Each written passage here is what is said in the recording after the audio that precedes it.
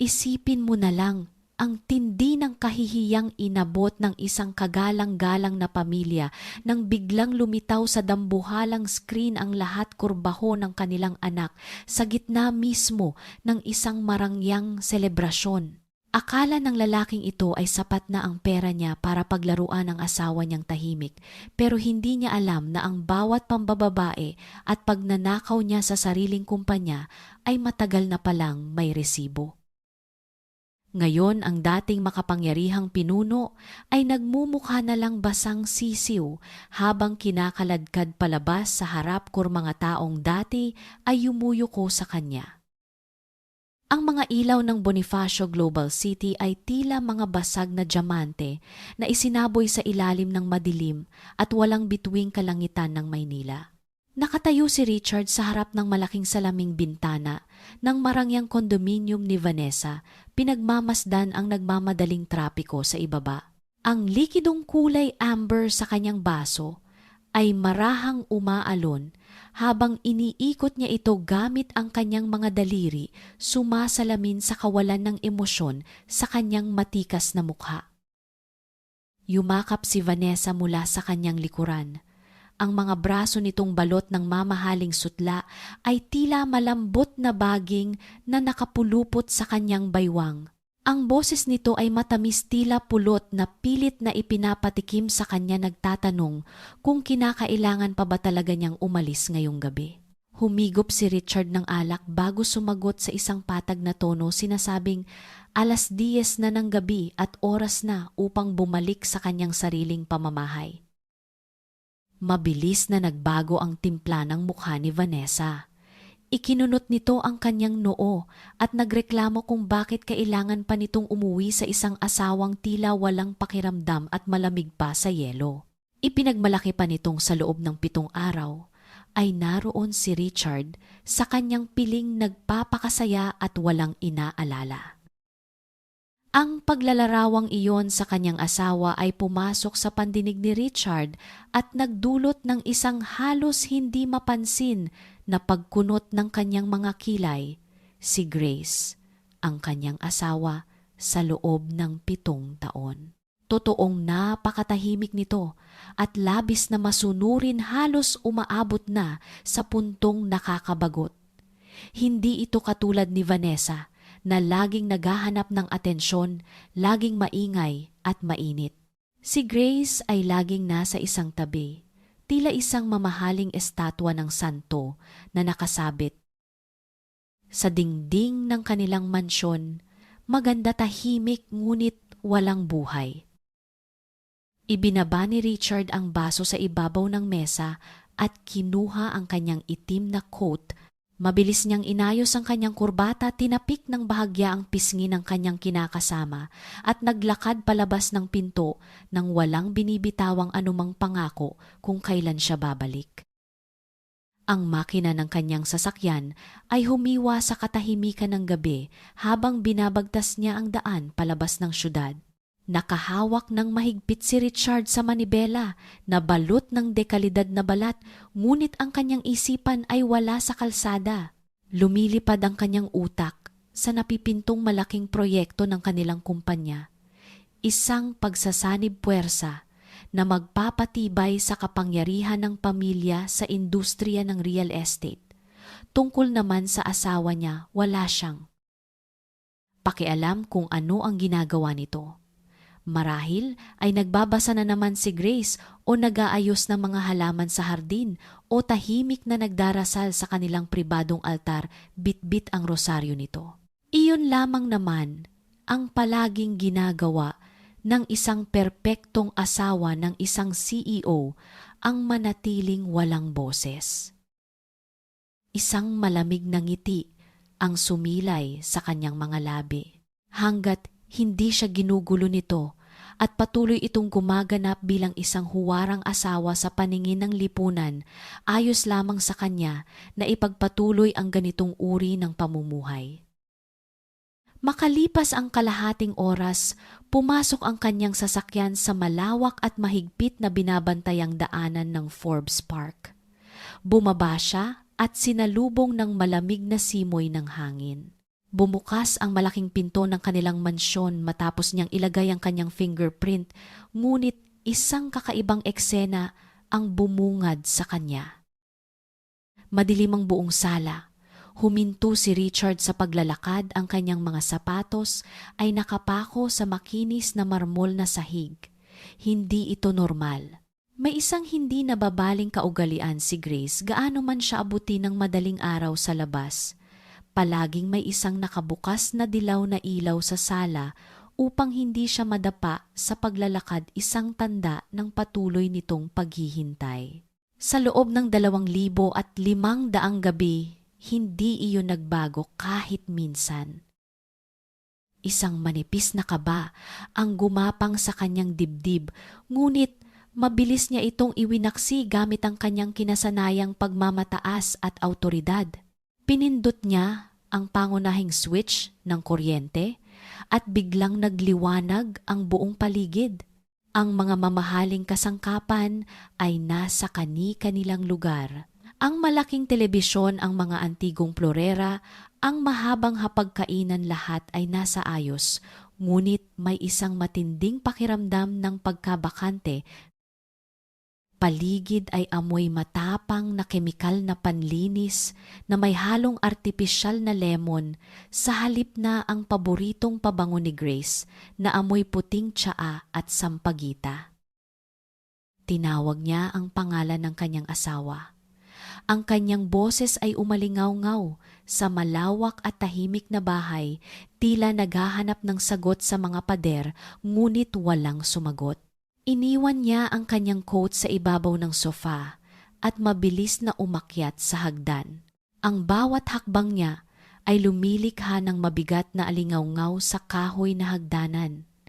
Ang pinto ng kanilang kwarto ay nakasara. Nang buksan niya ito, nakita niya ang kama na sobrang linis at walang bahid ng gusot, tila hindi hinihigaan ng ilang araw. Wala roon si Grace.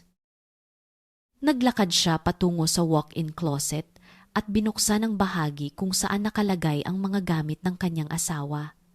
Sa unang tingin, naroon pa rin ang mga damit nito, maayos na nakasabit ayon sa kulay. Ngunit nang buksan niya ang ilang maliliit na drawer kung saan nakatago ang mga alahas at mahahalagang gamit, ng liit ang kanyang mga mata.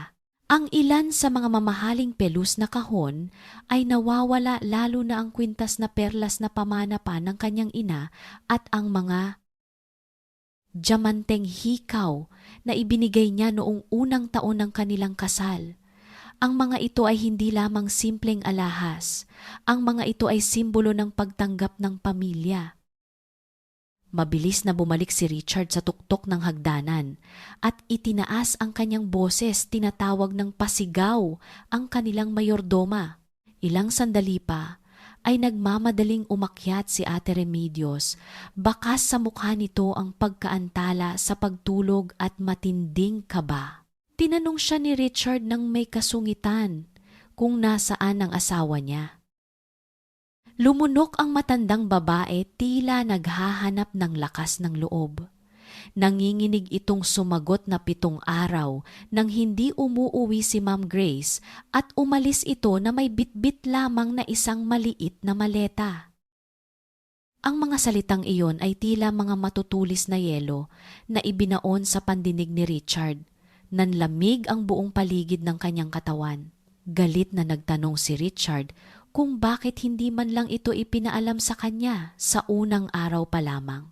Umatras si Ate Remedios sa takot, iniiwas ang tingin ngunit sumagot sa isang mahinang tinig. Sinabi nito na inakala niyang alam ng kanyang amo ang pag-alis ng asawa nito, lalo na't buong linggo namang namamalagi si Richard sa bahay ni Vanessa. Ang huling pangungusap na iyon ay isang malakas na sampal sa pagkatao ni Richard. Tumigas ang kanyang panga. Piniga niya ang hawakan ng hagdanan hanggang sa pumuti ang mga buko sa kanyang mga daliri. Isang matinding kahihiyan ang naramdaman niya, ang konsepto ng hiya. Paanong nalaman ng isang hamak na katulong ang kanyang lihim na pambabae? At higit sa lahat, Paanong nangyaring nawala ang asawa niya sa loob ng isang buong linggo nang hindi man lang niya namamalayan? Pinapaalis niya ang nanginginig na katulong at mabilis na nagtungo sa silid-aklatan. Ito ang madalas na tambayan ni Grace kapag gusto nitong mapag-isa. Hinalungkat niya ang bawat drawer sa mesa. Wala ang laptop nito. Wala ang mga importanteng dokumento tulad ng pasaporte at mga papeles ng seguro. Habang patuloy siya sa paghahanap, dumapo ang kanyang paningin sa isang pamilyar na bagay sa ibabaw ng pinakamataas na istante. Isang makapal at lumang Biblia na pag-aari ng pamilya ni Grace. Isang bagay na hindi kailanman pinag-aaksayahan ng panahon ni Richard na hawakan dahil sa kanyang kawalan ng paniniwala. Ibinaba niya ito at inilapag sa mesa. Napansin niyang hindi lapat ang pagkakasara ng aklat. Nang buksan niya ang mga pahina, halos tumigil ang kanyang paghinga sa matinding pagkabigla. Sa kalagitnaan ng makapal na aklat ang mga pahina ay sinadyang hiwain upang makabuo ng isang parisukat na butas. Sa loob ng inukit na puwang na iyon, ay nakahimlay ang gintong singsing sa kasal na ibinigay niya rito kasama ang isang maliit na piraso ng papel. Kinuha niya ang papel. Ang mga kamay niya ay bahagyang nanginginig. Binasa niya ang maayos ngunit walang awang sulat kamay ng kanyang asawa. Nakasaad sa mensahe, 7 taon kong pinagtiyagaan ang isang napakasamang dula kung saan ikaw ang bida at ako ang anino. Oras na para ibaba ang tabing. Magsimula na tayong magtuos. Ang bawat salita ay tila may asido na sumunog sa mga mata ni Richard. Ano ang ibig nitong sabihin sa paniningil? Siya ang nagbigay dito ng marangyang buhay. Ibinigay niya ang lahat ng luho sa mundong ito upang iligtas ang pamilya nito sa pagkalubog sa utang noong nakaraan at ngayon ay may lakas ng loob itong iwan siya ng isang mapanuksong mensahe. Kinusot niya ang papel ng buong higpit hanggang sa maging isang maliit na bola at galit na ibinato ito sa pader. Isang matinding puot ang sumakop sa kanyang buong pagkatao. Pakiramdam niya ay isa siyang malaking tanga na pinaglaruan sa ilalim ng sarili niyang bubong. Inisip niya na marahil ay nag-iinarte lamang ito at nagpapapansin isang kahibangan na mawawala rin kapag naubusan na ito ng pera sa labas. Bago pa man siya makapagbuhos ng alak upang pakalmahin ang kanyang nag-iinit na ulo, biglang umalingaw-ngaw ang tunog ng kanyang telepono sa ibabaw ng mesa. Kinuha niya ito at nakita ang pangalan ni Leo, ang kanyang pinagkakatiwalaang katulong sa kumpanya. Sinagot niya ang tawag ng may matinding pagkayamot, handa ng utusan ito na ipasubaybay ang mga credit card ni Grace. Ngunit ang boses ni Leo sa kabilang linya ay nanginginig, nagkukumahog at puno ng matinding pagkabahala. Ibinalita nito na ang lahat ng personal na bank account ni Richard, pati na ang mga nakatagong pondo ng kanyang sikretong kumpanya na nagkakahalaga ng milyon-milyong piso ay biglaang na-freeze dahil sa isang utos mula sa korte. Ang mundo ni Richard ay tila huminto sa pag-ikot. Ang katahimikan ng malawak na silid-aklatan ay biglang naging nakakabingi. Unti-unting napagtanto ni Richard na ang pag-alis ng kanyang asawa ay hindi isang simpleng pagtatanan, kundi isang maingat na inihandang deklarasyon ng gyera. Ang balitang ibinigay ni Leo sa kabilang linya ng telepono ay tila isang malakas na dagok na nagpatigil sa tibok ng puso ni Richard. Sa loob ng madilim na silid-aklatan, binitawan niya ang hawak na telepono at napatitig sa kawalan. Ang katahimikan sa paligid ay naging mabigat at nakakasakal. Hindi siya makapaniwala na ang lahat ng kanyang pinaghirapang itago, ang mga pondo, ang mga sikretong transaksyon, at ang mismong pundasyon ng kanyang yaman ay bigla na lamang gumuho sa isang iglap. Dahil sa matinding bugso ng galit, kinuha ni Richard ang isang mamahaling basong kristal na nasa ibabaw ng mesa at buong lakas itong ibinalibag sa dingding. Ang baso ay nagkadurog-durog sa libo-libong maliliit na piraso na kumikinang sa ilalim ng ilaw, habang ang mga ito ay tumatalsik sa makapal na alpombra. Walang lumabas na boses sa kanyang lalamunan, tanging ang mabigat at mabilis na paghinga lamang ang naririnig sa loob ng silid. Ang kanyang mga kamay ay nanginginig sa puot. Paano nalaman ni Grace ang tungkol sa Chensi Investment? Iyon ay isang kumpanyang ginawa niya sa ilalim ng ibang pangalan, isang mekanismo upang ilipat ang kanilang magkasanib na ari-arian patungo sa kanyang sariling bulsa. 7 taon niyang pinag-ingatan ang lihim na ito. Inakala niya na ang kanyang asawa ay sapat na tanga upang hindi mapansin ang maliliit na butas sa kanilang pananalapi.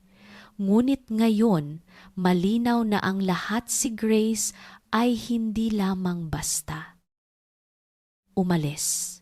Balak siyang hubaran nito ng lahat ng kapangyarihan. Habang pilit niyang pinapakalma ang kanyang isipan, isang panibagong ingay ang nanggaling sa ibaba. Narinig niya ang matinis na boses ni Vanessa na nakikipagtalo kay Ate Remedios sa may pintuan ng mansyon. Ang bawat salitang lumalabas sa bibig ng kanyang kinakasama ay tila isang matalim na karayom na tumutusok sa kanyang sentido. Bumaba si Richard nang mabilis, ang bawat hakbang niya sa hagdanan ay tila isang babala. Nakita niya si Vanessa na nakatayo sa gitna ng sala, gusot ang buhok at basa ng luha ang mukha. Sa sandaling makita siya ng babae, agad itong lumapit at pilit siyang niyakap ng mahigpit. Nagsimulang magreklamo si Vanessa kung bakit hindi niya sinasagot ang mga tawag nito at kung bakit tila iniiwasan niya ito pagkatapos nilang magkasama ng 1 linggo. Hinawakan ni Richard ang mga balikat ni Vanessa at pilit itong inilayo sa kanya. Wala siyang oras para sa drama ng babae. Ngunit bago pa man siya makapagsalita, hinawakan ni Vanessa ang kanyang sariling tiyan at tinitigan si Richard ng may halong pagmamataas at panginginig. Sinabi ni Vanessa sa isang malakas na tinig na siya ay nagdadalang tao. Ang balitang ito ay tila isang pagsabog sa loob ng tahimik na mansyon.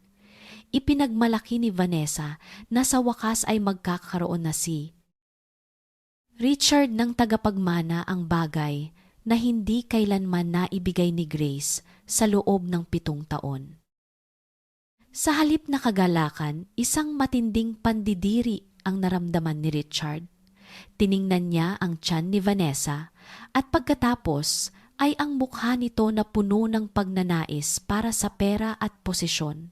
Sa ganitong pagkakataon, kung kailan ang kanyang buong karera ay nakasalalay sa isang manipis na sinulid, ang pagbubuntis ni Vanessa ay hindi isang biyaya kundi isang malaking mitsa ng kanyang pagbagsak. Inutusan ni Richard si Vanessa na umalis na muna at manahimik, ngunit lalong nagwala ang babae. Nagsimulang sumigaw si Vanessa, tinatawag na baog at walang silbi si Grace. Binantaan pa nito si Richard na kung hindi siya bibigyan ng sapat na sustento at kung hindi siya pakakasalan, ilalabas niya ang lahat ng kanilang lihim sa publiko. Ang takot na mapahiya sa lipunan, ang konsepto ng hiya, ay muling sumagi sa isip ni Richard. Sa kulturang kanyang kinagisnan, ang isang iskandalong tulad nito ay sapat na upang itakwil siya ng kanyang sariling pamilya at mga kasosyo sa negosyo. Dahil sa hindi na makontrol, na galit, hinablot ni Richard ang isang malaking plorerang porselana na nakapatong sa gilid ng sofa. Ang plorera ay buong lakas niyang binitiwan sa sahig na nagresulta sa isang nakakangilong tunog ng pagkabasag ng matigas na seramika. Ang mga piraso nito ay humalik sa sahig habang si Vanessa ay napasigaw sa takot at napaatras patungo sa pintuan. Sa mga mata ni Richard ay makikita ang isang mapanganib na ningas na tila handang pumatay ng sinumang haharang sa kanyang daan. Dahil sa takot nagmamadaling lumabas si Vanessa ng mansyon habang patuloy ang paghikbi nito. Nang muling bumalik ang katahimikan sa sala, napaupo si Richard sa sofa. Ang kanyang puso ay mabilis pa ring tumitibok. Napatingin siya sa paligid ng bahay na dati ay itinuturing niyang kaharian ngunit ngayon ay tila isang malawak na kulungan. Sa kanyang pagmamasid, napansin niya ang isang maliit at hindi pangkaraniwang bagay sa ibabaw ng kanilang altar. Sa likuran ng isang malaking imahe ng krusipiho na gawa sa ivory, may isang napakaliit na pulang ilaw na. Kumikislap ng pino isang bagay na halos hindi mo mapapansin kung hindi mo tititigan ng matagal. Dahan-dahan siyang tumayo at lumapit sa altar. Ang bawat hakbang niya ay tila bumibigat. Nang maingat niyang silipin ang likod ng krus, nanlamig ang buong katawan ni Richard. Isang napakaliit na kamera na kasing laki lamang ng buto ng kalamansi ang nakatanim doon maingat na nakatutok sa buong sala. Isang matinding kilabot ang gumapang sa kanyang likuran.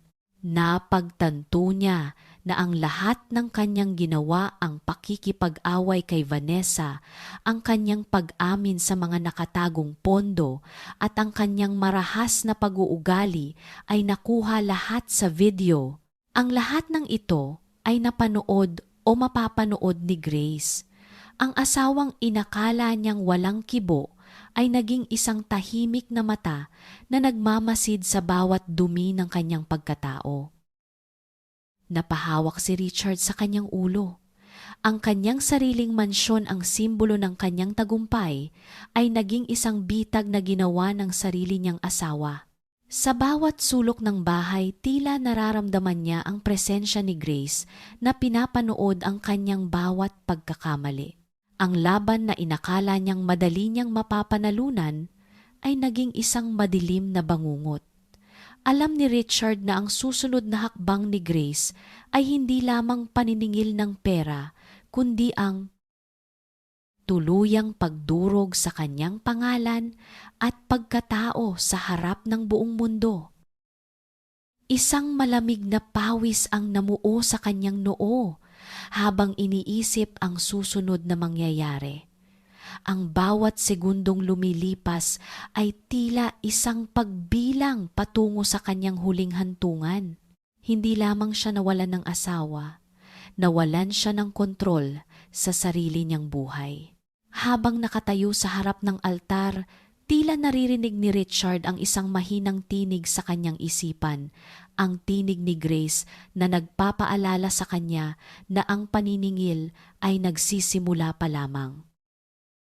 Ang sikat ng araw sa labas ng ancestral mansion ng mga pamilyang De Silva ay tila hindi sapat upang pawiin ang nanunuot na lamig na nadarama ni Richard. Habang binabagtas niya ang malawak na bakuran na puno ng mga dambuhalang puno ng nara, nararamdaman niya ang bigat ng bawat segundong lumilipas.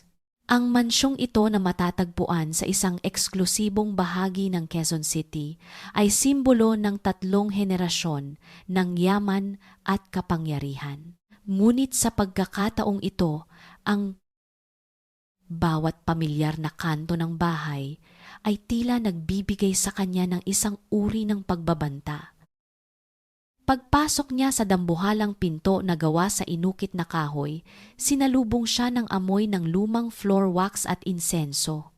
Sa gitna ng malawak na sala, sa ilalim ng isang dambuhalang chandelier na kristal, nakaupo ang kanyang ina, si Doña Gloria. Ang matanda ay nakasuot ng isang pormal na barot saya na kulay asul, ang kanyang buhok ay maayos na nakapusod ng walang kahit isang hiblang nakawala. Sa kanyang mga kamay ay mahigpit niyang hawak ang isang kulay itim na rosaryo na gawa sa mamahaling bato. Sa tabi nito ay nakatayo si Atini, Perpekto ang abogado ng pamilya na ang mukha ay kasing tigas ng semento. Sinubukan ni Richard na batiin ang kanyang ina sa isang magalang na paraan, ngunit hindi siya pinayagan ni Doña Gloria na makalapit. Ang tingin ng matanda ay tila isang matalim na espada na humihiwa sa kanyang pagkatao. Sa isang maikling kumpas ng kamay, inutusan ng Donya ang abogado na buksan ang isang folder na nasa ibabaw ng antigong mesa. Inilabas ni attorney. Perfecto ang isang sulat at isang digital tablet. Ipinaliwanag ng abogado sa isang boses na walang bahid ng emosyon na nakatanggap si Doña Gloria ng isang espesyal na mensahe mula kay Grace bago ito tuluyang naglaho. Hindi lamang ito isang simpleng paalam. Ito ay isang komprehensyenteng ulat ng lahat ng ginawa ni Richard sa loob ng 7 taon. Pinindot ng abogado ang tablet at umalingaw-ngaw sa tahimik na bulwagan ang boses ni Grace. Ngunit hindi ito boses ng isang babaeng nagmamakaawa. Ito ay isang boses na kalmado, matatag at puno ng dignidad. Sa recording isinalaysay ni Grace ang bawat sakripisyong ginawa niya para sa pamilya de Silva, ang pag-aalaga niya kay Doña Gloria noong ito ay may sakit, ang paglilinis niya sa mga kalat ni Richard sa harap ng mga sosyante at ang pananahimik niya sa kabila ng paulit-ulit na pagtataksil ng asawa. Binanggit ni Grace ang utang na loob na naging tanikala sa kanyang mga paa sa loob ng 7 taon, ngunit idiniin niya na ang tanikalang iyon ay naputol na. Habang nakikinig, nararamdaman ni Richard ang pagtulo ng malamig na pawis sa kanyang likuran. Ang bawat salita ni Grace ay tila isang paghuhubad sa kanyang mga kasalanan sa harap ng kanyang ina. Nang matapos ang recording, ang katahimikan sa loob ng mansyon ay naging mas matindi. Ang tanging naririnig na tunog ay ang marahang pag-ikot ng mga butil ng rosaryo sa mga daliri ni Doña Gloria. Sinubukan ni Richard na magsalita, pilit na ipinapaliwanag na ang lahat ng iyon ay gawa-gawa lamang ni Grace upang sirain siya. Sinubukan niyang ibaling ang sisi sa kanyang asawa, tinawag itong isang traidor na nagnakaw ng pondo ng kumpanya. Ngunit hindi pa siya natatapos sa kanyang pangungusap nang biglang tumayo si Doña Gloria mula sa kanyang kinauupuan. Ang bawat hakbang ng matanda patungo sa kanyang kinaroroonan ay tila isang paghatol. Nang makarating si Doña Gloria sa harap ni Richard, hindi ito nagsalita. Sa isang mabilis at hindi inaasahang pagkilos ang palad ng matanda, ay humalik ng buong lakas sa kaliwang pisngi ni Richard. Ang tunog ng sampal na iyon ay umalingaw-ngaw sa buong sala, tila isang pagsabog sa gitna ng katahimikan. Ang lakas ng impact ay nagdulot ng isang matinding init at hapdi sa mukha ni Richard, dahilan upang mapalingon ang kanyang ulo sa kabilang direksyon. Ang kanyang balat ay agad na nagkulay pulang-pula at naramdaman niya ang lasa ng dugo sa loob ng kanyang bibig. Sa isang boses na nanginginig sa galit ngunit puno ng awtoridad, sinumbatan siya ni Doña Gloria. Hindi siya nito pinagalitan dahil sa pagkakaroon ng babae, kundi dahil sa pagiging isang mangmang. Isinigaw ng matanda na ang pinakamalaking kasalanan ni Richard ay ang pagpapabaya sa hiya ng kanilang pamilya. Hinayaan ni Richard na magkaroon ng alas ang isang babaeng sa tingin nila ay walang halaga. Ngayon, ang dangal ng mga De Silva ay nakataya sa kamay ni Grace. Idinagdag ni Doña Gloria na ang lahat ng mga matatanda at iginagalang na miyembro ng kanilang angkan ay nagsisimula na ring makatanggap ng mga pahiwatig tungkol sa kanyang mga ginagawa. Ang eskandalong ito ay maaaring maging mitsa ng pagbagsak ng kanilang negosyo.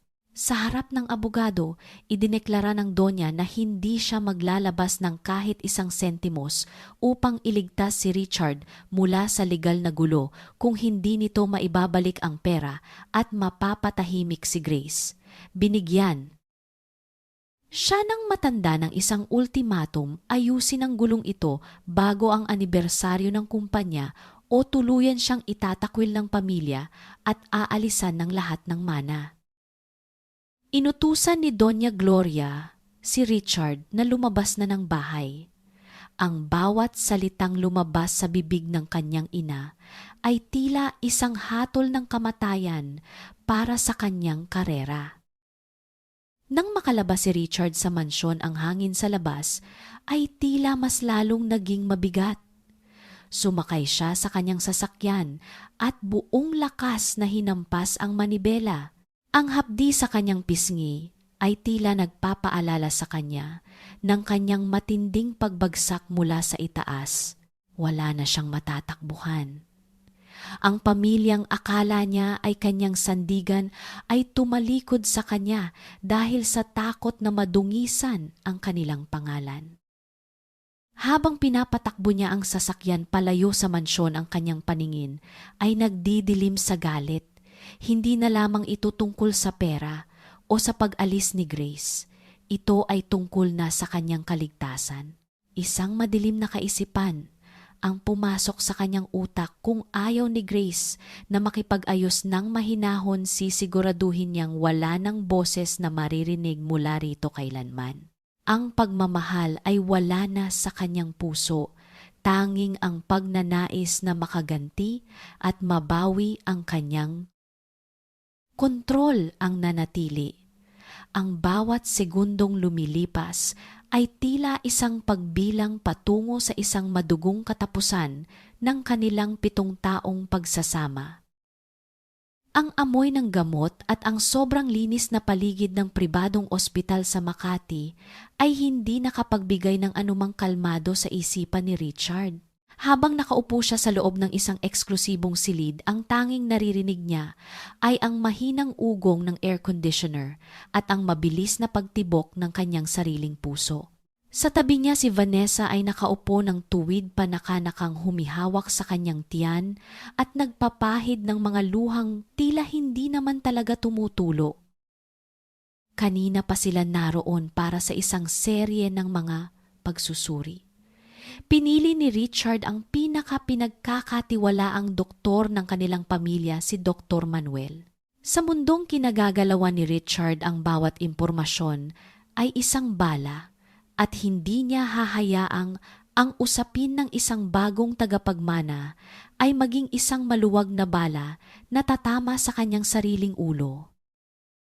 Sa loob ng halos 2 oras na paghihintay, hindi tumigil si Vanessa sa pagsasalita tungkol sa kanilang kinabukasan. Binabalangkas na nito ang mga kagamitang bibilhin para sa bata, ang mga pagbabagong gagawin sa mansyon kapag tuluyan nang napaalis si Grace at ang mga hiyas na gusto nitong matanggap bilang premyo sa pagdadala ng panganay na De Silva. Ang bawat salitang lumalabas sa bibig ng babae ay tila isang malakas na hiyaw na nanggagaling sa isang taong gutom na gutom sa kapangyarihan. Bumukas ang pinto at pumasok si Dr. Manuel, bit-bit ang isang folder. Ang mukha ng doktor ay seryoso, walang mababakas na anumang kagalakan. Tumayo si Richard. Ang kanyang mga mata ay nakatuon sa bawat galaw ng matanda. Hindi na siya nagpaligoy-ligoy pa at hiningi ang resulta ng HCG test at ultrasound. Tumingin ang doktor kay Vanessa bago ibinaling ang atensyon kay Richard. Sa isang mahinahon ngunit direktang paraan, ipinaliwanag ni Dr. Manuel na walang anumang senyales ng pagbubuntis. Ang lahat ng pagsusuri ay nagnegatibo. Walang bata, walang tagapagmana. Ang lahat ng drama ni Vanessa sa loob ng nakaraang mga araw ay isa lamang malaking ilusyon. Ang katahimikan sa loob ng silid ay naging mabigat, tila isang dambuhalang pader na gumuho sa ibabaw ni Vanessa. Ang babae ay sandaling napatulala ang kanyang mga labi, ay nanginig bago muling bumuhos ang mas matitinding luha. Nagsimula itong magsisigaw, sinasabing nagkamali ang makina ng ospital o marahil ay may sabwata na nangyayari. Ngunit para kay Richard, ang boses ni Vanessa ay tila naging isang malabong ingay na lamang sa malayo. Ang matinding inis na kanina pa niya nararamdaman ay napalitan ng isang mapanganib na uri ng katahimikan. Inutusan ni Richard si Vanessa na lumabas muna at maghintay sa sasakyan. Nang makaalis ang babae na patuloy pa rin sa pag-iyak, lumapit si Leo, ang kanyang assistant na kanina pa naghihintay sa labas. May hawak si Leo na isang tablet at isang maliit na plastic bag na naglalaman ng telepono ni Vanessa.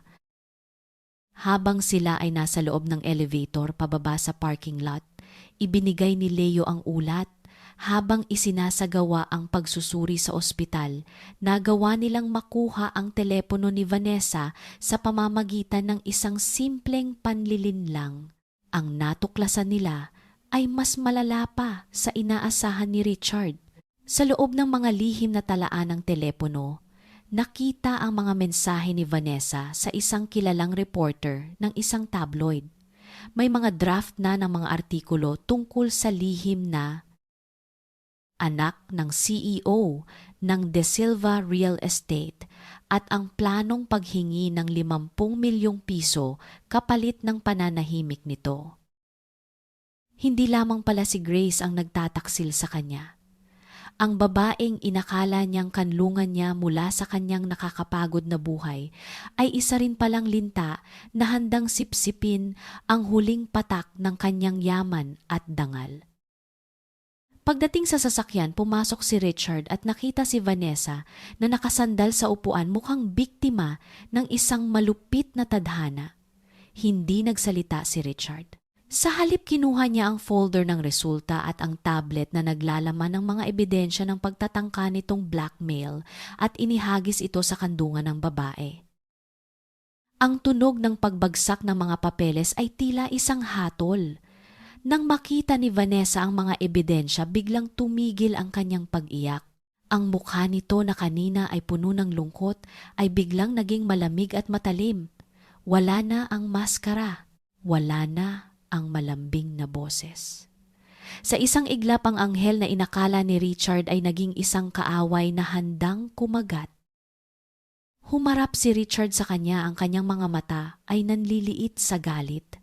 Hinawakan niya ang panga ni Vanessa nang napakahigpit sapat na upang makita ang sakit sa mga mata ng babae. Sa isang mahina ngunit nakakangilabot na boses, sinabihan niya ito na wala itong makukuha kahit isang sentimos.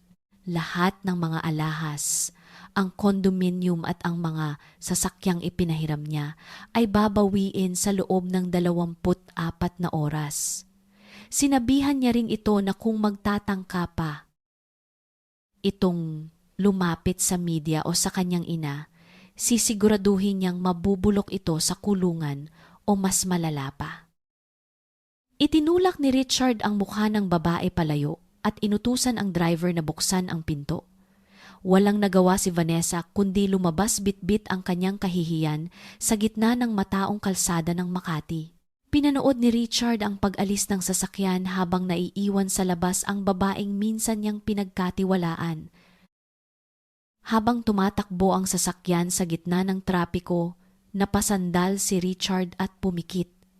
Ang hapdi ng sampal ng kanyang ina at ang panloloko ni Vanessa ay nagsasama-sama sa kanyang isipan. Ang lahat ng kanyang pinagkakatiwalaan ay tila mga anino lamang na naglaho nang dumating ang dilim. Dito sa puntong ito, ang bawat hininga ni Richard ay tila puno ng lason. Ang bawat tao ay may kanya-kanyang maskara na isinusuot depende sa kung sino ang kaharap. Sa gitna ng labanang ito, napagtanto niya na ang presyo ng pagiging kampante ay ang pagkawala ng lahat. Ang pagtitiwala ay isang karangyaan na hindi kayang bayaran ng sinumang CEO na may maruming sikreto.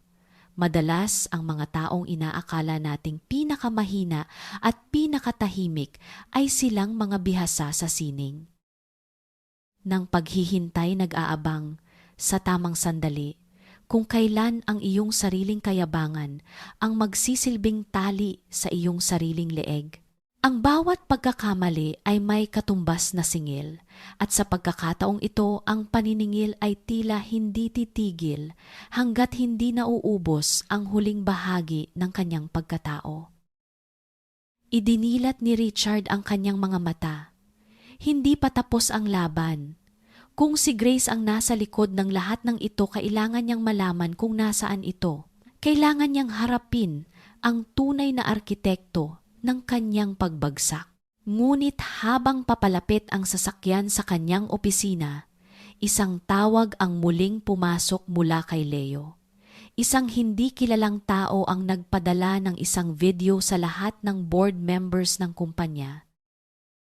Nang buksan ni Richard ang video, nakita niya ang kanyang sarili sa loob ng mansyon, marahas na hinahampas ang mga gamit at nagsasalita tungkol sa pagmamanipula ng mga pondo. Ang kamera sa likod ng krus ay nagawa ang misyon nito. Ang kanyang pagkawasak ay hindi na lamang usaping pampamilya. Ito ay isa ng pampublikong pagbitay.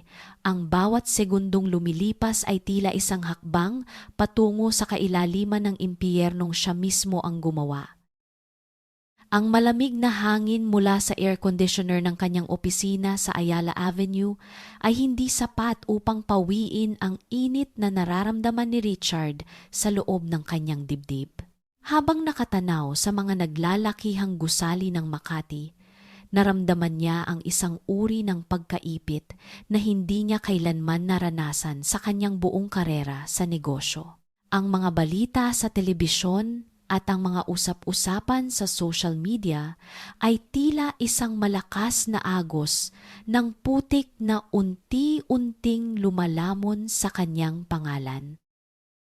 Pumasok si Leo sa silid nang hindi man lang kumatok isang tanda na ang pormalidad ay wala na sa gitna ng krisis. Ang mukha ng kanyang assistant ay maputla, ang mga mata ay namumula dahil sa puyat. Iniulat ni Leo na ang tatlo sa kanilang pinakamalaking investor ay pormal nang nagpadala ng sulat upang bawiin ang kanilang mga pondo sa susunod na buwan. Ang dahilan nila ay malinaw: ang kumakalat na video ng karahasan at ang usapin ng iligal na paglilipat ng pera ay nagdulot ng kawalan ng tiwala sa katatagan ng De Silva Real Estate. Humarap si Richard kay Leo, ang kanyang mga mata ay nanlilisik. Itinanong niya kung may balita na mula sa mga private investigator na inupahan niya upang hanapin si Grace. Yumuko si Leo at nanginginig na sumagot na ang huling bakas ni Grace ay sa Ninoy Aquino International Airport noong nakaraang linggo. Pumasok ito sa paliparan ngunit hindi sumakay sa anumang flight na nakarehistro sa ilalim ng kanyang pangalan. Tila isang anino si Grace na bigla na lamang naglaho. Sa gitna ng maraming tao, maingat na binura ang bawat bakas ng kanyang pag-iral. Dahil sa matinding pagkabigo, lumapit si Richard sa kanyang lamesa. Nakita niya sa kanyang computer screen ang patuloy na pagbaba ng halaga ng kanilang stocks. Bawat pulang numero ay tila isang patak ng dugo mula sa kanyang sariling katawan. Sa isang biglaang bugso ng galit, kinuha niya ang kanyang laptop at buong lakas itong ibinalibag sa sahig.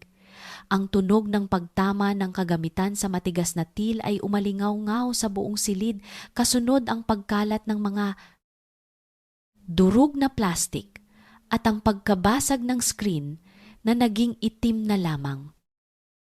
Hingal na hingal si Richard habang nakatingin sa labi ng kanyang laptop, ngunit ang pagkawasak na iyon ay hindi nakabawas sa kanyang bigat. Napagtanto niya na ang asawang inakala niyang isang wooded beauty o isang estatwang walang kibo ay mas matalino at mas mapanganib kaysa sa lahat ng kanyang mga kalaban sa negosyo. Ginamit ni Grace ang bawat segundo ng kanyang pananahimik sa loob ng 7 taon upang pag-aralan ang bawat kahinaan ni Richard. Ito ang kabayaran ng pagwawalang bahala. Maraming tao ang nag-aakalang ang katahimikan ay tanda ng pagsuko, ngunit madalas ito ay ang tunog ng isang taong maingat na naglalatag ng patibong. Ang presyo ng pagiging kampante ay ang pagkawala ng kontrol sa sarili mong tadhana. Sa loob ng 7 taon, tinitigan ni Richard si Grace nang hindi talaga ito nakikita. Itinuring niya itong isang palamuti, habang ang babae ay dahan-dahang kinukuha ang mga susi ng kanyang kaharian. Ang tiwalang ibinibigay natin sa mga taong inaakala nating mahina ay ang pinakamapanganib na sandatang maaari nating ipahiram, dahil kapag ang taong iyon ay natutong lumaban, hindi lamang sila basta kagat, kundi isang lason na dahan-dahang uubos sa bawat hibla ng iyong dangal. Isang malakas na katok sa pinto ang bumasag sa kanyang pag-iisip. Ang formal na sekretarya ng kanyang ina ay pumasok at nag-iwan ng isang gintong sobre sa ibabaw ng mesa. Ito ay ang paanyaya para sa 50 anibersaryo ng De Silva Group, ang grand reunion ng buong angkan na gaganapin sa isang marangyang hotel sa susunod na 2 gabi. Sinasabi sa sulat na ang kanyang presensya ay mandatory.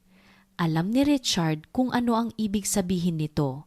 Ito ay hindi lamang isang pagdiriwang. Ito ay isang pampublikong paglilitis sa ilalim ng mga ngiti at mamahaling alak. Kailangan niyang humarap sa lahat ng mga kamag-anak, sa mga kasosyo at sa mapanuring mata ng lipunan. Ang bawat kilos niya ay babantayan upang makita kung siya ay bibigay na o lalaban pa. Habang hawak niya ang sobre, nararamdaman niya ang pangungutya sa boses ni Grace na tila bumubulong sa hangin. Alam niyang hindi titigil si Grace. Ang pag-freeze ng account at ang video ay mga mitsa pa lamang. Ang gabi ng anibersaryo ay ang entablado, kung saan maaaring tuluyang malagutan ng hininga ang kanyang karera. Tumingin si Richard kay Leo at nag-utos na ihanda ang lahat ng mga dokumentong maaari niyang gamitin upang baligtarin ang sitwasyon. Kahit na nararamdaman niyang nasa sulok na siya, hindi siya papayag na matalo ng ganoon na lamang. Sa kanyang isipan, ang gabi ng anibersaryo ay hindi na lamang isang pagtitipon. Ito ay isang gyera kung saan isa lamang sa kanila ni Grace ang mananatiling nakatayo. Ngunit sa likod ng kanyang mga mata, isang matinding takot ang unti-unting namumuo ang takot na baka ang lahat ng kanyang gagawin ay bahagi pa rin ng malaking plano ng asawang kailanman ay hindi niya talaga nakilala. Ang ballroom ng marangyang hotel sa Makati ay nagniningning sa ilalim ng mga dambuhalang kristal na chandelier. Ang bawat sulok ay pinalamutian ng mga sariwang bulaklak at mga gintong dekorasyon para sa 50 anibersaryo ng De Silva Group. Sa gitna ng karangyaan, nakatayo si Richard sa harap ng isang malaking salamin sa loob ng silid-bihisan.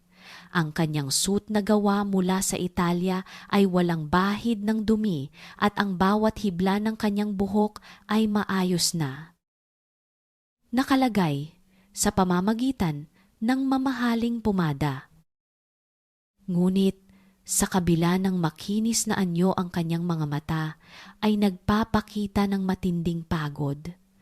Ang nakaraang 48 oras ay tila isang walang katapusang pakikipagbuno sa mga anino.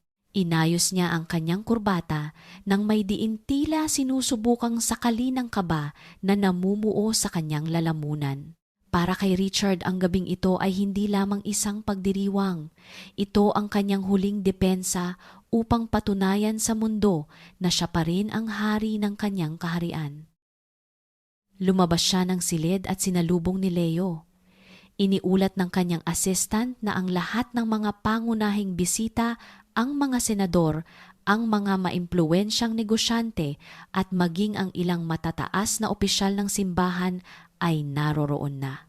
Ngunit kasabay nito, binanggit din ni Leo na ang mga bulong-bulungan sa bawat mesa ay tungkol pa rin sa kumakalat na video at sa usapin ng kanyang asawa. Pumasok si Richard sa ballroom. Ang mahinang tugtog ng mga violin ay sumasabay sa mahinang bulungan ng mga tao. Sa sandaling makita siya ng karamihan, panandaliang huminto ang usapan bago muling nagpatuloy sa mas mahinang tono. Ang mga ngiti na isinalubong sa kanya ay tila mga maskarang plastik, mga besos at pakikipagkamay na kulang sa tunay na init.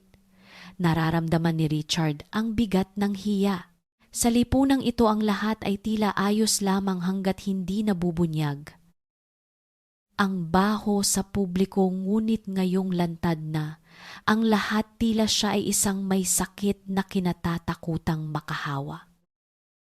Nakita niya ang kanyang ina, si Doña Gloria, na nakaupo sa gitnang mesa na papalibutan ng mga matatandang miyembro ng angkan.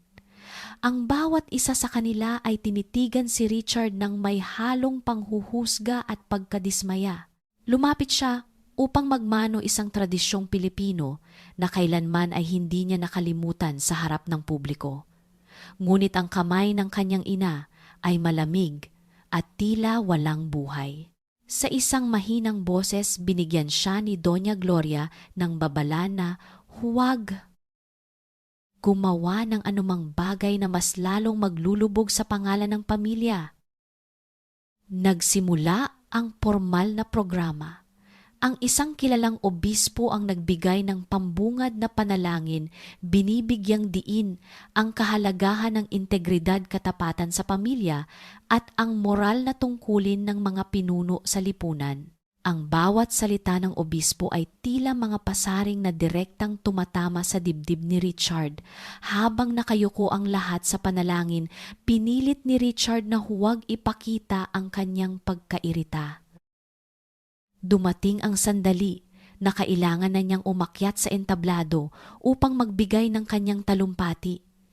Habang naglalakad patungo sa podium, ang liwanag ng spotlight ay tumama sa kanyang mukha, dahilan upang sandali siyang masilaw.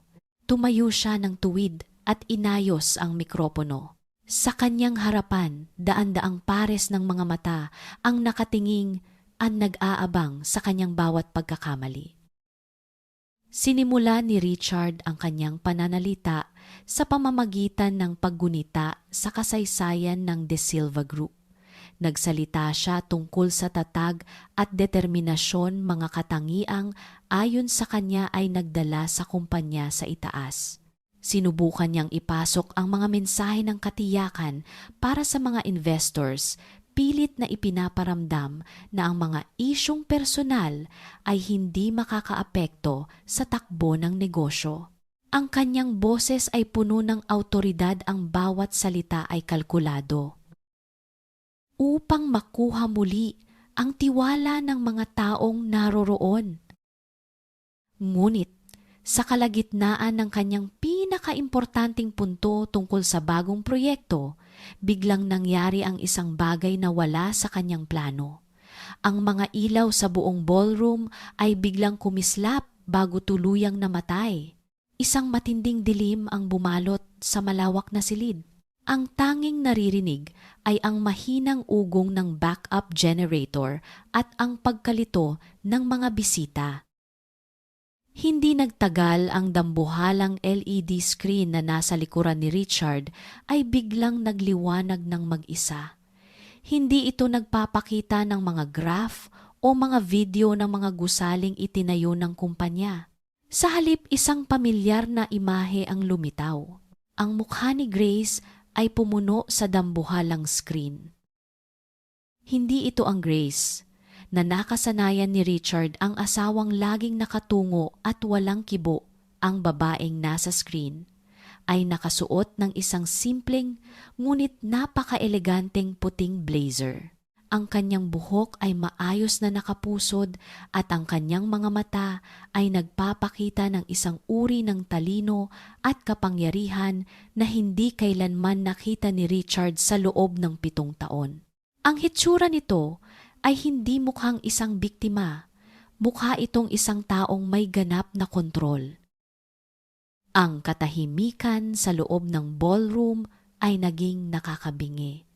Ang bawat bisita ay nakatingin na ngayon sa screen, ang ilan ay nakabukas pa ang bibig sa matinding pagkagulat. Ramdam ni Richard ang panginginig ng kanyang mga tuhod.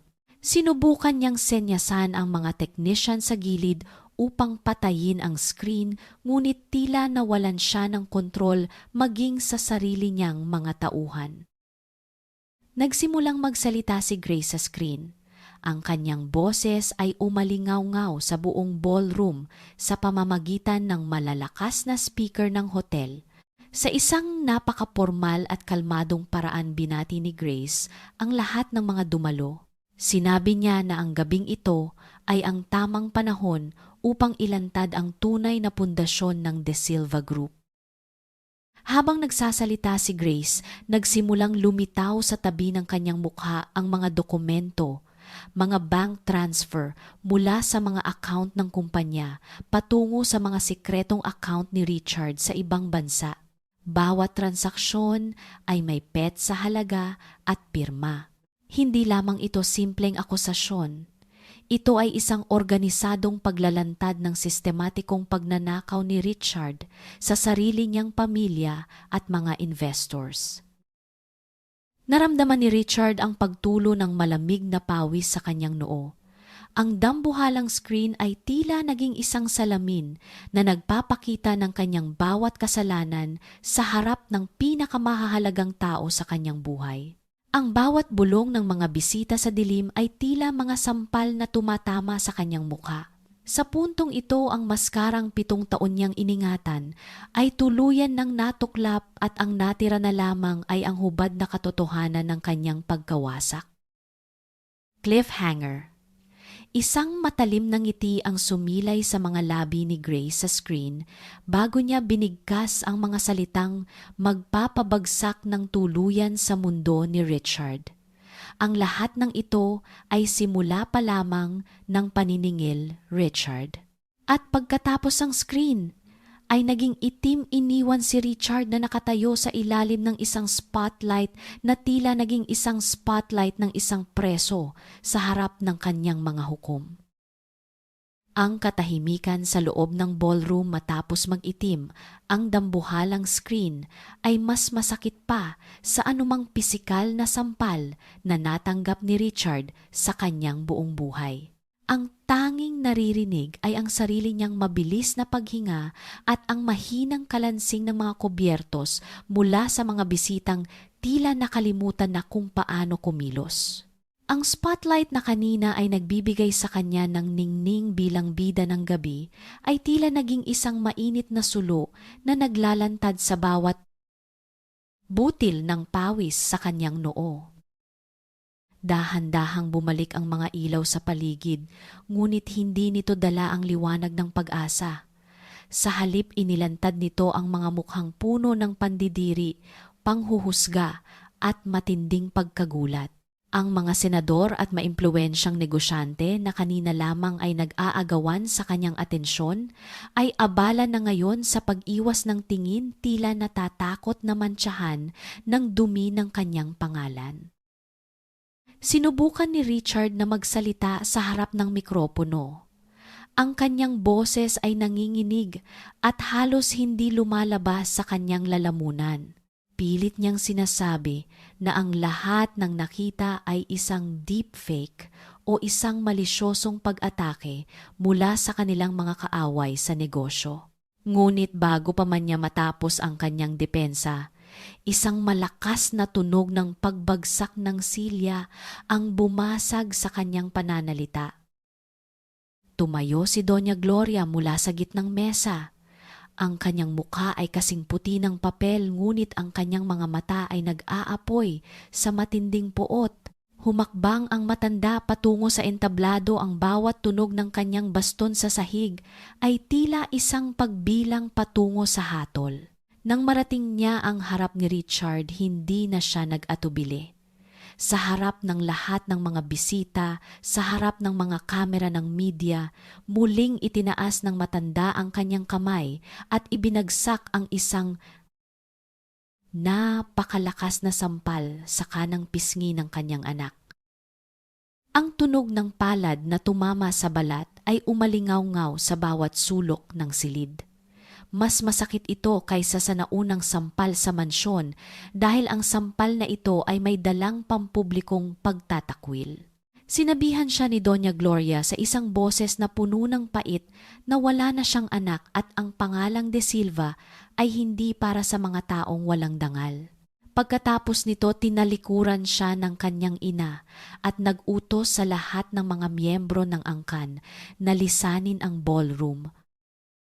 Dahil sa matinding kahihiyan at kawalan ng kontrol, tuluyan nang bumigay ang katinoan ni Richard. Sa halip na humingi ng tawad, nagsimula siyang sumigaw nang walang patumangga. Nilapitan niya ang control booth at marahas na hinila ang mga kable ng kuryente. Ang mga kagamitang elektroniko ay nagtalsikan at bumagsak sa sahig, lumilikha ng mga tunog ng pagkabasag ng plastik at metal. Sinubukan niyang hanapin ang pinagmumula ng signal ni Grace, hinahampas ang bawat monitor na madaanan niya. Ang kanyang mga tauhan sa security ay walang nagawa kundi ang pigilin ang sarili nilang amo. 4 na malalaking lalaki ang sumunggab kay Richard, pinipigilan ang kanyang mga braso habang siya ay nagpupumiglas at sumisigaw ng mga pagbabanta laban sa kanyang asawa. Ang makapangyarihang CEO na kinatatakutan ng lahat ay nagmumukha na ngayong isang baliw na aso na pilit na inilalabas sa sarili niyang pagdiriwang. Habang kinakaladkad siya palabas ng ballroom, ang kanyang paningin ay dumapo sa mga taong dati niyang itinuturing na mga kaalyado. Wala ni isa sa kanila ang tumayo upang tulungan siya. Sa halip, nakita niya ang ilan sa kanila na lihim na kumukuha ng video gamit ang kanilang mga telepono, handang ibahagi ang kanyang pagbagsak sa buong mundo. Dito, sa puntong ito, sa ilalim ng malamig na ilaw ng katotohanan, na pagtanto ni Richard ang isang malupit na batas ng tao. Sa mundong kanyang ginagalawan ng pag-ibig, katapatan, at maging ang dugo ng pamilya ay mga palamuti lamang na madaling itapon kapag ang yaman ay nagsimula ng maglaho. Ang tao ay tila isang buwitre. Hanggat may laman ang iyong mga buto, sila ay nakapaligid sa iyo, ngunit sa sandaling ikaw ay mabuwal, sila ang unang tutuka sa iyong mga mata. Ang hiya na kinatatakutan ng kanyang ina ay hindi tungkol sa moralidad, kundi tungkol sa pagpapanatili ng isang makinis na maskara sa ibabaw ng isang mabahong sistema. Nang mabasag ang maskarang iyon, ang natira na lamang ay ang malupit na gutom ng lipunan para sa iskandalo at ang mabilis na paglimot sa mga taong wala ng pakinabang. Ang katapatan ay isang kontratang nakasulat sa tubig, madaling mabura sa sandaling bumaha ang kahihiyan. Nang mailabas siya sa hotel, sinalubong siya ng isang hindi inaasahang eksena sa lobby. 3 lalaking nakasuot ng barong at may bitbit na mga ID ng National Bureau of Investigation (NBI) ang nakatayo doon. May hawak silang warrant of arrest para sa mga kasong estafa, money laundering at attempted violence na isinampa laban sa kanya. Nanlamig ang buong katawan ni Richard. Ang panginginig ng kanyang mga kamay ay hindi na dahil sa galit, kundi dahil sa isang uri ng takot na ngayon lamang niya naramdaman. Tumingin siya sa paligid, naghahanap ng kahit isang mukha na handang magligtas sa kanya. Ngunit ang labi ng hotel ay puno lamang ng mga estranghero na nakatingin sa kanya ng may pagkamangha at pangungutya. Bago siya tuluyang posasan, nag-vibrate ang kanyang telepono sa loob ng kanyang bulsa. Sa kabila ng kaguluhan, pilit niyang tiningnan ang screen. Isang mensahe mula sa isang hindi kilalang numero ang lumitaw. Ito ay isang maikling video clip. Nang i-play niya ito, nakita niya ang kanyang asawa si Grace na nakaupo sa isang tahimik na dalampasigan, hawak ang isang baso ng sariwang juice at nakatanaw sa paglubog ng araw. Walang salita sa video, tanging ang tunog lamang ng mga alon na humahalik sa buhangin. Ngunit bago matapos ang clip, lumingon si Grace sa kamera at nagbigay ng isang napakatamis at napakapayapang ngiti, isang ngiti na tila nagsasabing, "Tapos na ang lahat, Richard." Ang telepono ay nalaglag mula sa kamay ni Richard at bumagsak sa matigas na sahig ng hotel. Ang screen nito ay nagkaroon ng malalalim na lamat, tila sumasalamin sa kanyang sariling buhay na ngayon ay tuluyan na ring nagkapira-piraso.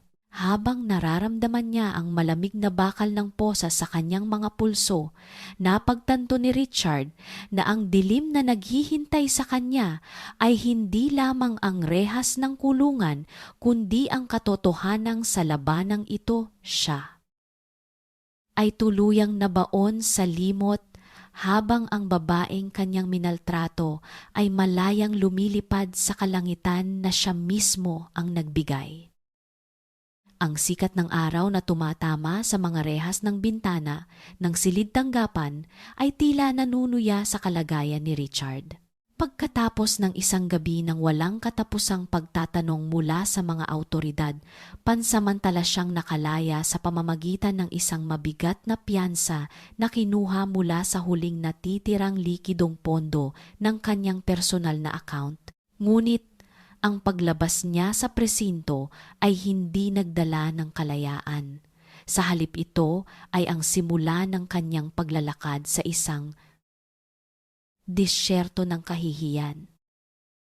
Paglabas niya sa pintuan, sinalubong siya ng dambuhalang kawan ng mga reporter.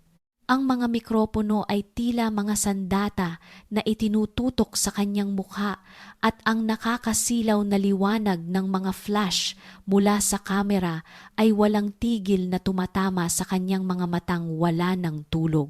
Ang bawat tanong tungkol sa kanyang asawa, sa kanyang kabit at sa ninakaw na pondo ay tila mga bala na humihiwa sa kanyang natitirang dangal. Walang pasabi niyang tinahak ang daan patungo sa kanyang sasakyan, pilit na ibinaba ang ulo upang hindi makita ang mapanghusgang mga mata ng publiko. Nagmadali siyang nagtungo sa opisina ng De Silva Real Estate, umaasang mayroon pa siyang kahit katiting na kontrol sa kumpanyang itinayo ng kanyang ama. Ngunit pagdating niya sa lobby, hinarang siya ng security guard na dati ay yumuyuko sa bawat pagdaan niya.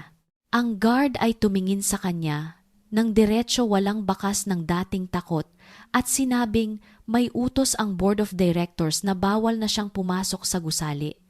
Ang bawat sulyap ng mga empleyadong dumadaan ay puno ng bulong at lihim na katuwaan sa kanyang pagbagsak.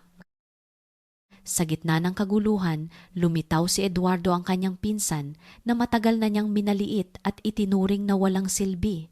Si Eduardo ay nakasuot na ngayon ng suit na tila para sa isang bagong pinuno.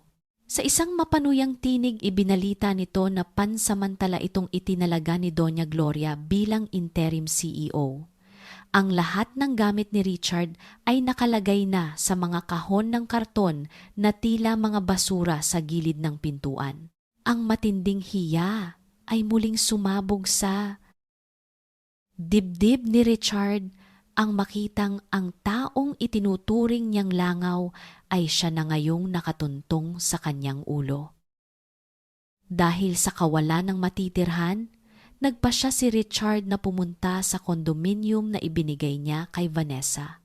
Inisip niya na kahit paano ang babaeng ito na pinaglaanan niya ng milyon-milyong piso ay magbibigay sa kanya ng kahit pansamantalang matituluyan. Ngunit pagpasok niya sa unit gamit ang kanyang spare key, bumungad sa kanya ang isang eksenang lalong nagpabagsak sa kanyang espiritu. Nakita niya si Vanessa na abalang nag-iimpake ng mga mamahaling bag at alahas sa loob ng malalaking maleta. Kasama nito ang isang lalaking hindi kilala ni Richard, isang lalaking mukhang mas bata at mas malakas. Nang makita siya ni Vanessa, hindi ito nagpakita ng takot o lungkot. Sa halip, isang matalim na tawa ang lumabas sa mga labi nito. Sinabi ni Vanessa na wala na siyang pakinabang kay Richard dahil ang lahat ng mga ari-arian nito ay nasa ilalim na ng sequestration ng korte. Ang condominium na iyon ay ibinenta na rin pala ni Vanessa sa isang dummy buyer bago pa man dumating ang utos ng korte. Sa isang marahas na pagkilo, sinubukan ni Richard na bawiin ang suot na gintong singsing at relo ni Vanessa, ngunit mabilis siyang itinulak ng kasama nitong lalaki. Bumagsak si Richard sa malamig na sahig, ang kanyang marangyang suit ay nadumihan ng alikabok. Panunuya ang huling tinanggap niya bago siya tuluyang pinalayas sa mismong bahay na siya ang nagbayad. Dito sa puntong ito, habang nakalugmok sa pasilyo ng condominium, napagtanto ni Richard ang isang katotohanang mas mapait pa sa kamatayan. Ang mga taong nakapaligid sa atin kapag tayo ay nasa rurok ng tagumpay ay tila mga buwitre na nag-aabang lamang sa sandali ng ating paghina.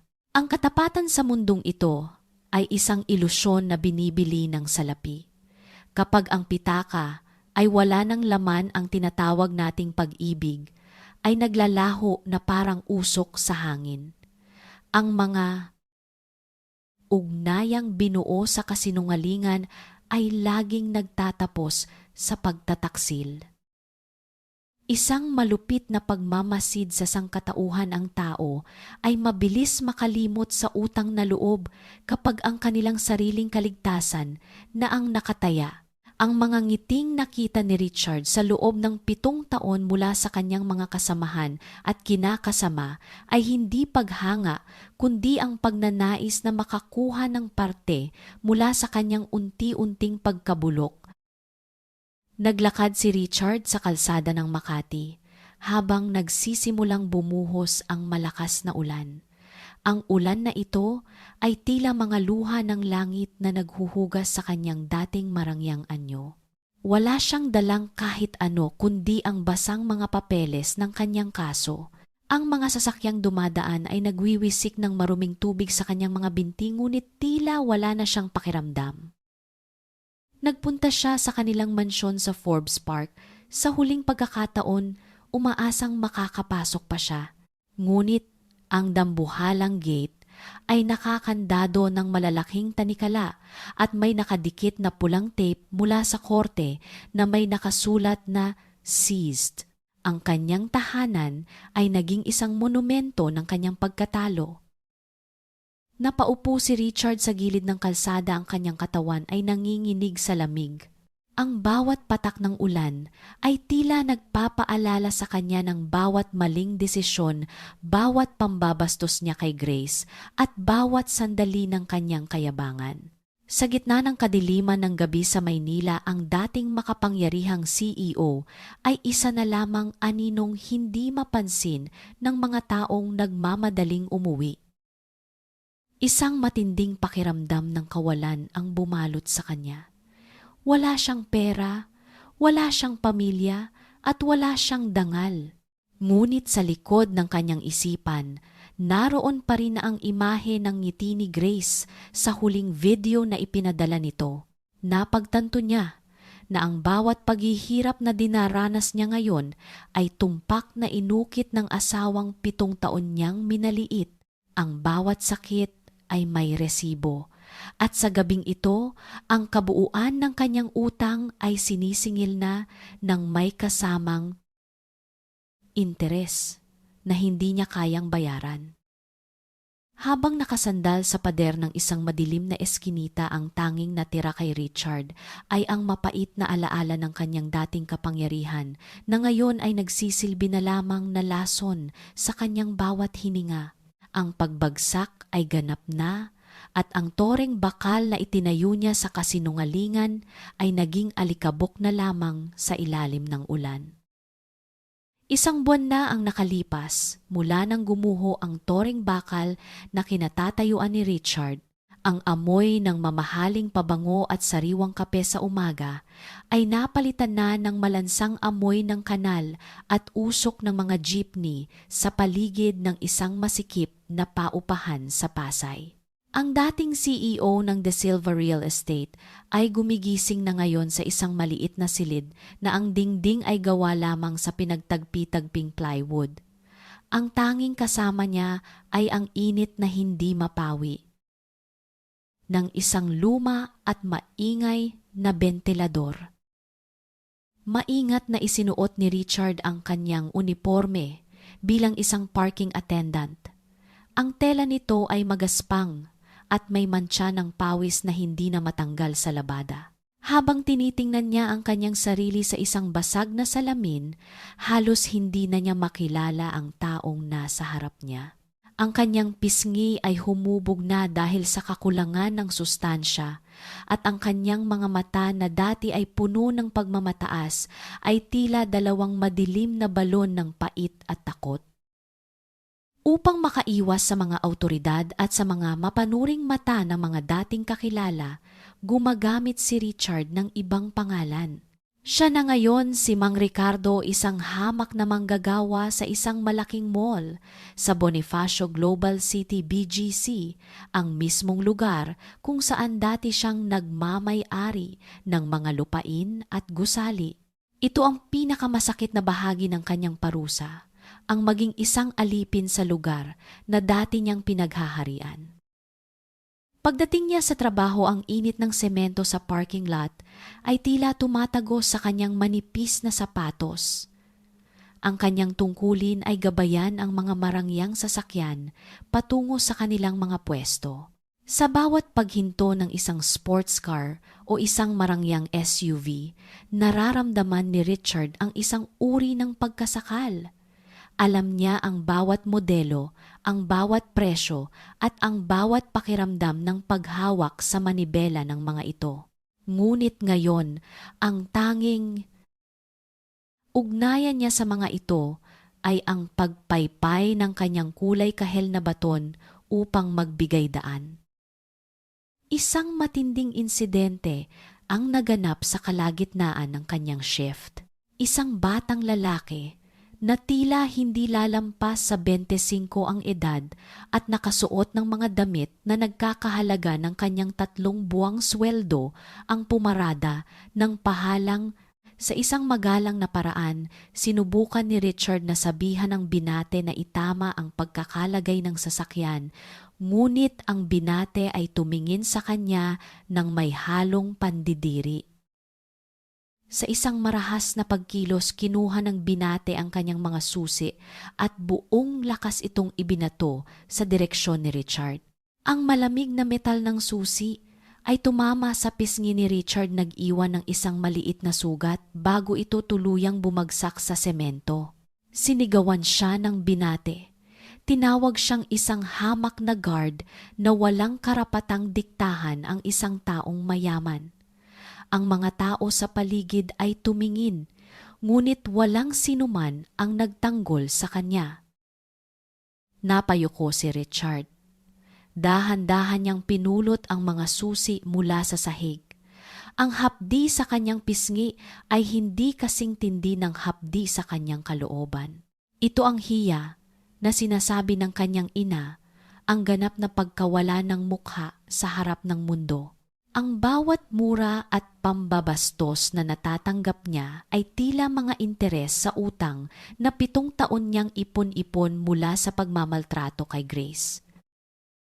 Dito sa ilalim ng nakatirik na araw, sa gitna ng mga usok ng sasakyan, napagtanto ni Richard ang isang katotohanang nakakalunod. Ang kapangyarihan ay isang ilusyong binuo sa ibabaw ng buhangin. Sa sandaling tangayin ito ng agos, ang tanging maiiwan ay ang iyong hubad na pagkatao. Ang mga taong dati niyang minaliit, ang mga guwardiya, ang mga tsuper, ang mga tindera sa karinderya, sila na ngayon ang kanyang kapantay o mas mataas pa sa kanya dahil mayroon silang malinis na budhi. Isang malupit na pagmamasid ang tao ay mabilis yumukod sa ginto, ngunit mas mabilis pa silang sumipa sa taong nakadapa na. Ang bawat sandali ng kanyang kasalukuyang buhay ay tila isang pagbabalik ng lahat ng kanyang nakaraang kayabangan. Bawat sipa ng tadhana ay may pangalan, at ang pangalang iyon ay hustisya. Habang nagpupunas ng pawis gamit ang isang lumang bimpo, narinig ni Richard ang isang anunsyo mula sa kanyang walkie-talkie. Isang mahalagang delegasyon ng mga dayuhang investor ang darating sa main entrance ng mall para sa isang ribbon-cutting ceremony. Kasama raw sa mga ito ang bagong may-ari ng karamihan sa mga shares ng mall, isang misteryosong babaeng negosyante na mabilis na nakilala sa buong Asya. Pinilit ni Richard na huwag magpakita, ngunit inutusan siya ng kanyang supervisor na tumayo sa tapat ng VIP lane upang magsilbing harang sa mga taong gustong makiusyoso. Ang bawat hakbang niya patungo sa entrance ay tila isang paglalakad patungo sa bitayan. Nararamdaman niya ang isang uri ng kaba na hindi niya maipaliwanag. Nagsimulang magdatingan ang mga itim na sasakyang delukso. Ang mga bodyguards na nakasuot ng barong ay maingat na naglatag ng pulang alpombra. Ang mga reporter ay nagsimulang magunahan para sa pinakamagandang pwesto. Sa kabilang dako nakatayo si Richard, nakayuko, hawak ang kanyang baton, tila isang aninong hindi dapat mapansin sa gitna ng karangyaan. Habang hinihintay ang pagbaba ng pangunahing bisita, tumingin si Richard sa dambuhalang billboard sa tapat ng mall. Nakita niya ang logo ng De Silva Group, ngunit mayroon na itong karagdagang pangalan sa ibaba, under the management of Grace Victoria Holdings. Ang kanyang puso ay tila tumalon sa kanyang lalamunan. Ang kumpanyang itinayo ng kanyang ama ay hindi lamang basta nabagsak. Ito ay tuluyan ng nilamon ng babaeng itinuring niyang anino. Ang pinto ng pinakaunang sasakyan ay bumukas. Ang tunog ng pag-ikot ng mga kamera at ang bulungan ng mga tao ay naging isang malabong ingay. Isang sapatos na may mataas na takong ang unang tumama sa pulang alpombra. Ang bawat segundo ay tila tumigil sa pag-ikot para kay Richard, habang dahan-dahang lumalabas ang figura ng babaeng magbabago sa huling hibla ng kanyang katinuan. Ang lahat ng kanyang takot, ang lahat ng kanyang pait, ay magsasama-sama sa isang sandaling hinding-hindi niya malilimutan. Ang amoy ng basang aspalto at ang usok mula sa mga mamahaling sasakyan ay humahalo sa malagkit na hangin ng Bonifacio Global City. Nakatayo si Richard sa gilid ng pulang alpombra, ang kanyang mga kamay ay nanginginig habang mahigpit na hawak ang isang dambuhalang itim na payong. Bilang isang hamak na tauhan sa parking at entrance ang kanyang tungkulin sa umagang ito, ay tiyaking hindi mababasa ang mga napakahalagang tao na darating para sa pinakamalaking investment forum sa bansa. Ang bawat patak ng ulan na tumatama sa kanyang kupas na uniforme ay tila isang paalala ng kanyang matinding pagbagsak. Sa harap niya ang mga dambuhalang gusali na dati ay kanyang palaruan ay tila mga higanteng gawa sa salamin na nagmamasid sa kanyang kahihiyan. Isang konvoy ng mga itim na may bak ang dahan-dahang huminto sa tapat ng entrance. Ang bawat sasakyan ay nagniningning walang bahid ng dumi, tila mga aninong gawa sa bakal na nagdadala ng kapangyarihan. Bumukas ang pinto ng unang sasakyan. Mabilis na humakbang si Richard, iniyuko ang kanyang ulo ng husto upang hindi makita ang kanyang mukha at itinaas ang payong upang protektahan ang bababa. Ang kanyang mga mata ay nakatuon lamang sa makintab na sapatos na unang tumapak sa alpombra, isang eleganteng stiletto na kulay pilak, matulis at matatag. Naramdaman ni Richard ang isang pamilyar na pabango na humiwa sa amoy ng ulan. Hindi ito ang matamis at masangsang na pabango ni Vanessa, kundi isang amoy na tila sariwang hangin sa itaas ng bundok, malamig, malinis at puno ng dignidad. Ang amoy ng puting tsaa at sampagita. Ang kanyang puso ay tila tumigil sa pagtibok. Ang bawat hibla ng kanyang katawan ay nanigas sa matinding kilabot. Dahan-dahang lumabas si Grace mula sa sasakyan. Hindi na ito ang Grace na 7 taon niyang minaliit sa loob ng kanilang mansyon. Ang babaeng nasa harap niya ay tila isang reyna na nagmula sa ibang mundo. Nakasuot ito ng isang pasadyang suit na kulay abo, ang bawat tahi ay perpekto at ang kanyang buhok ay maayos na nakapusod, naglalantad sa kanyang mukha na ngayon ay nagniningning sa talino at kapayapaan. Sa tabi niya ay ang mga dayuhang kasosyo mula sa Singapore, ang mga kinatawan ng GTC Capital na nakikipag-usap sa kanya ng may malalim na paggalang. Napilitan si Richard na sumabay sa paglalakad ni Grace upang manatiling nakapayong ito. Ang bawat hakbang ni Grace sa alpombra ay tila isang pagtambol sa dibdib ni Richard. Nararamdaman niya ang init ng katawan ng kanyang asawa sa kanyang tabi, ang distansya na dati ay walang puwang, ngunit ngayon ay tila milyon-milyong kilometro ang layo. Sa isang sandali, huminto ang grupo sa harap ng main lobby. Ang mga reporter ay nagsimulang mag-unahan sa pagkuha ng larawan. Sa gitna ng kaguluhan, isang pagkakataon ang dumating na kinatatakutan ni Richard higit sa lahat. Bahagyang lumingon si Grace sa kanyang direksyon. Ang bawat hininga ni Richard ay tila nabara sa kanyang lalamunan. Inasahan niya ang lahat, ang sampal, ang panunuya, ang malakas na tawa ng paghihiganti o kahit ang pagtawag sa security upang ipahiya siya sa harap ng lahat. Inihanda niya ang kanyang sarili na lamunin ng matinding hiya na dudurog sa kanyang huling hibla ng pagkatao. Ngunit ang nangyari ay mas masakit pa sa anumang pisikal na parusa. Ang mga mata ni Grace ay dumapo sa mukha ni Richard. Sa loob ng wala pang isang segundong nagtama ang kanilang mga paningin, ngunit walang kahit anong kislap ng pagkilala sa mga mata ng babae. Walang galit, walang pait, at wala ring kahit kaunting awa. Ang tingin ni Grace ay tila dumaan lamang sa isang poste ng ilaw o sa isang pader na bahagi ng dekorasyon ng mall. Para kay Grace, ang lalaking may hawak ng payong ay isa lamang estrangherong bahagi ng background, isang aninong walang pangalan at walang kasaysayan. Matapos ang saglit na sandaling iyon, ibinaling muli ni Grace ang kanyang atensyon sa kanyang mga kausap, nagpatuloy sa pagtawa ng mahinhin at tuluyang pumasok sa loob ng gusali. Ang dambuhalang pinto na gawa sa salamin ay dahan-dahang nagsara, iniwan si Richard na nakatayo sa ilalim ng lumalakas na ulan, hawak pa rin ang payong para sa wala ng tao. Ang kanyang supervisor ay lumapit at marahas siyang tinapik sa balikat, sinisigawan siya dahil sa pagtulala habang may iba pang mga sasakyang dumarating. Ngunit hindi na narinig ni Richard ang mga mura ng kanyang amo.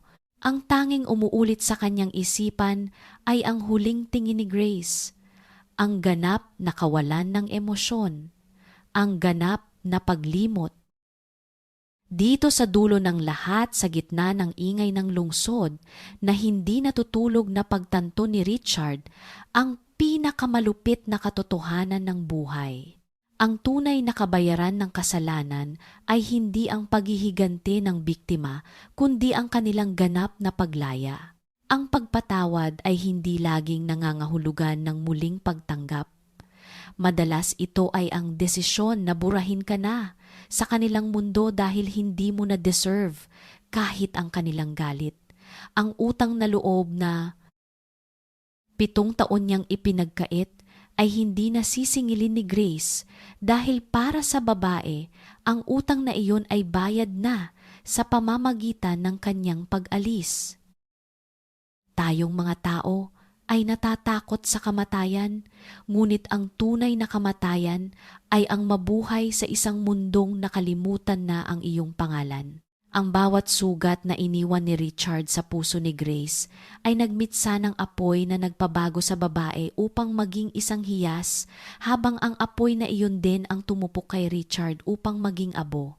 Ang paglalakbay ni Grace ay patungo sa mga bituin, habang si Richard ay vinvin na maiiwan sa mga anino nang nakaraan isang multong naglalakad sa gitna ng yaman na kailanman ay hindi na muling magiging kanya. Tumingala si Richard sa dambuhalang LED screen sa itaas ng gusali. Nakita niya ang live broadcast ng forum sa loob. Nakatayo si Grace sa entablado, hawak ang mikropono at binibigyang diin ang kahalagahan ng pagbangon mula sa mga pagsubok. Ang kanyang ngiti ay maliwanag, puno ng pag-asa at bagong simula. Ibinaling ni Richard ang kanyang paningin sa kanyang sariling mga kamay na puno ng kalyo at dumi. Dahan-dahan niyang ibinaba ang payong, hinayaang basain siya ng ulan ng tuluyan. Ang bawat patak ay tila naghuhugas sa kanyang huling pag-asa na makuha muli ang kanyang dating buhay. Sa malawak na semento ng BGC, habang ang mundo ay mabilis na gumagalaw patungo sa hinaharap, si Richard ay nanatiling nakatayo, isang monumento ng isang taong naging huli sa lahat dahil nakalimutan niyang ang pinakamahalagang yaman ay hindi ang ginto kundi ang taong nagmamahal sa kanya ng tapat sa loob ng 7 taon. Ang kwento ay nagtatapos sa tunog ng ulan, ang tanging saksi sa tahimik na pagkawasak ng isang bilyonaryong naging pulubi at sa tagumpay ng isang asawang natutong mahalin ang kanyang sarili sa gitna ng dusa.